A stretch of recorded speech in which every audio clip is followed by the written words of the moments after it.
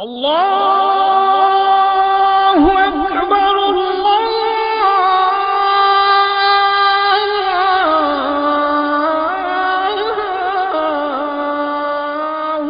مولانا سید ابو العلا مودودی ہمارے زمانے کے ایک بے بدل عالم دین تھے، اور ان کو میں یہ کہوں گا کہ ویژنری تھے۔ ایسے لوگ بہت کم پیدا ہوتے ہیں، میں یہی کہنا چاہتا ہوں۔ میرے نقطہ نظر سے سید مودودی رحمہ اللہ دور حاضر کی وہ شخصیت ہیں جنہوں نے اسلام کا اصلی اور حضور اکرم صلی اللہ علیہ وسلم کا پیش کردہ نظام اثر نو زندہ کرنے کی کوشش فرمائی۔ مولانا مودودی وہ عظیم شخصیت تھے جنہوں نے 20ویں صدی کی اسلامی فکر پر سب سے گہرے اثرات مرتب کیے۔ انہوں نے امام غزالی، ابن تیمیہ اور حضرت شاہ ولی اللہ کے فکری اور علمی کام کو آگے بڑھایا۔ انہوں نے فکر اسلامی کی تشکیل نو کی، امت کے زوال کے اسباب کی نشاندہی کی اور اصلاح کے لیے عملی جدوجہد کا آغاز کیا۔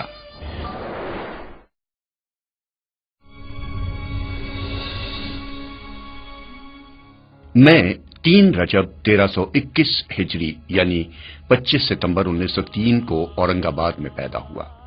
میرا بچپن ریاست حیدرآباد کے مشہور شہر اورنگ آباد دکن میں گزرا۔ مولانا مودودی کو بچپن ہی سے لکھنے کا شوق ہے۔ رسول اکرم صلی اللہ علیہ وآلہ وسلم کی شخصیت ابتدا ہی سے ان کی راہبر و رہنما ہے۔ 1915 عیسوی میں صرف 12 برس کی عمر میں وہ سیرت پاک لکھنے کا آغاز کر دیتی ہیں۔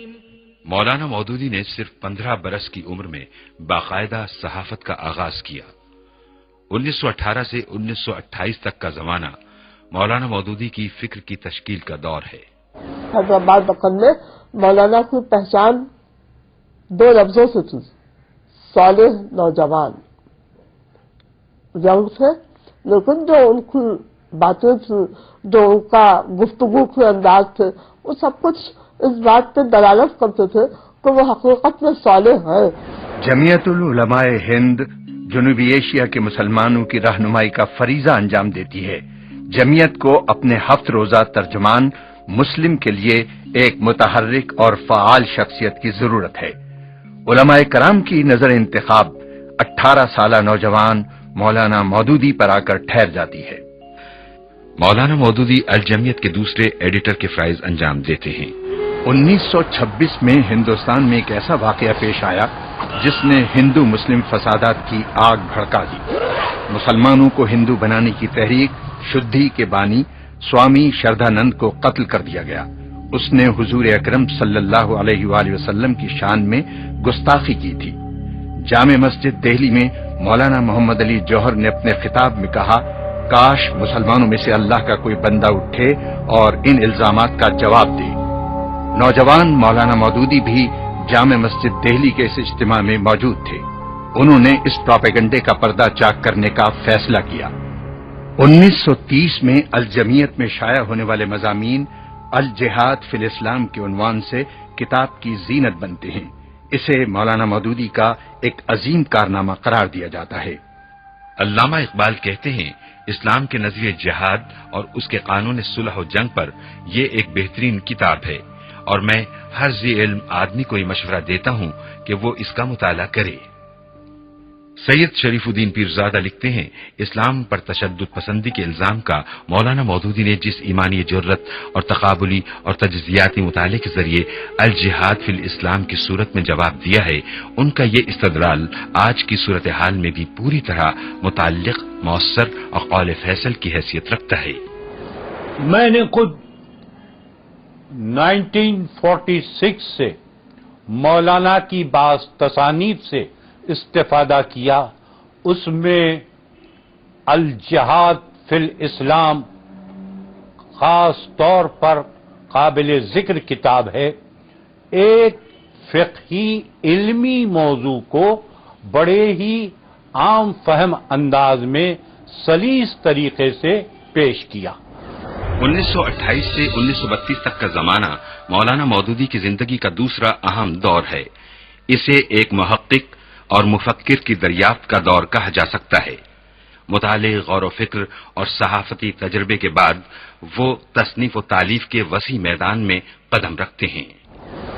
میں سمجھتا ہوں کہ سید مودودی رحمہ اللہ کا سب سے اہم اور سب سے بڑا وصف اور ان کی سب سے بڑی خصوصیت یہ ہے کہ انہوں نے اسلام کو جس طرح سمجھا اس کو بڑی وضاحت کے ساتھ اور بغیر کسی مروبیت کے دنیا کے سامنے پیش کیا اور اسے اپنی عملی زندگی میں نافذ کیا، اور جس پیغام کو جس انداز سے انہوں نے سمجھا تھا اس کے مطابق انہوں نے زندگی گزارنے کی کوشش کی۔ مولانا مودودی 20ویں صدی کے ممتاز ترین مفکرین اسلام میں سے ہیں۔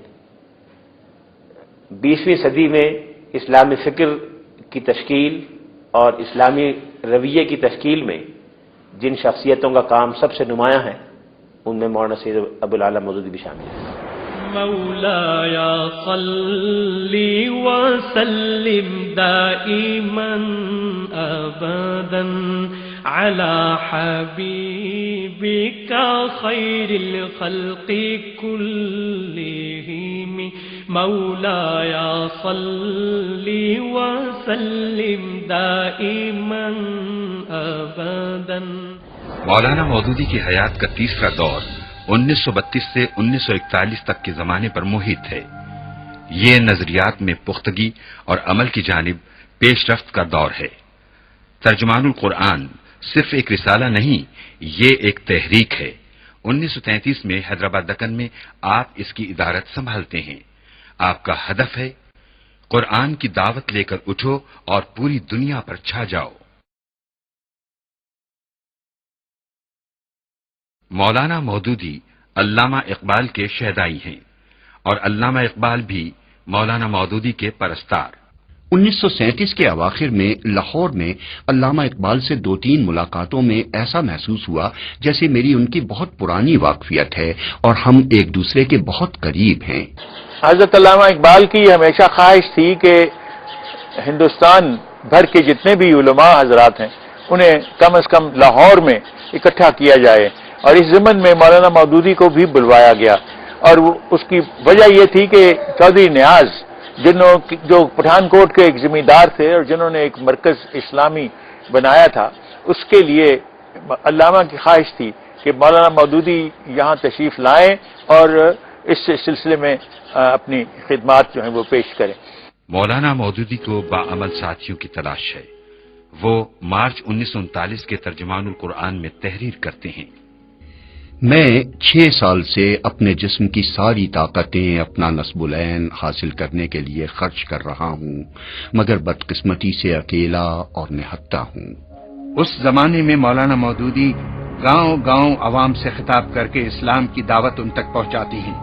ان کی تقاریر کے بنیادی موضوعات اسلام، نماز، روزہ، حج، زکوٰۃ اور جہاد ہیں۔ وہ تقاریر بعد میں خطبات کے عنوان سے شائع ہوتی ہیں۔ سوچنا، پڑھنا اور لکھنا، یہی مولانا مودودی کی زندگی تھی۔ یہ وہ زمانہ تھا جب پوری دنیا پر دوسری جنگ عظیم کے بادل گہرے ہوتے جا رہے تھے اور بالآخر مغربی سامراج نے جنگ کا آغاز کر دیا۔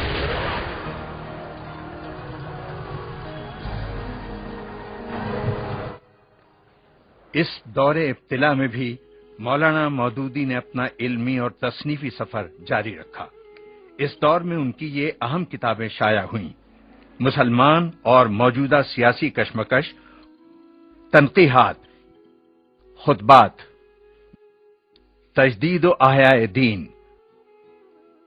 پردہ۔ مولانا مودودی 1939-40 میں تقریباً 1 برس اسلامیہ کالج لاہور میں درس و تدریس کے فرائض اعزازی طور پر انجام دیتی